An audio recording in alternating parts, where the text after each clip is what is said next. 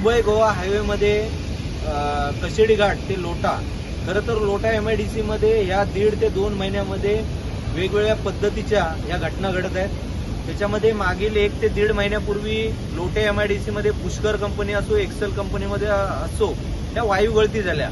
त्या आपण कंपनीमध्ये वायू गळती पाहिल्यात, पण आज मुंबई गोवा हायवेमध्ये गर्डा केमिकलमध्ये येणारा जो टँकर आहे त्याच्यामध्ये दूषित वायू हे येत होतं आणि कोणतीही सेफ्टी न बाळगता कशेडी घाटापासून ते लोट्यापर्यंत ती पूर्ण मुंबई गोवा हायवेला वायू गळती चालू होती आणि मोठ्या प्रमाणात धुराचं प्रमाण, उद्या कोणतीही गोष्ट यामध्ये घडली असती, परंतु त्या ट्रक चालकाने कोणतीही पर्वा न करता मुंबई गोवा हायवेमधून मध्ये कशेडी घाट ते लोट्यापर्यंत त्याच मार्गाने तो धुराची अवस्था असताना तो गर्डा केमिकलमध्ये टँकर घेतला।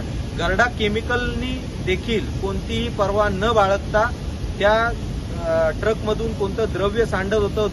टाइम्स डिजिटलला लाईक करा, शेअर करा, सबस्क्राईब करा आणि बेल आयकॉन दाबायला विसरू नका। Times digital.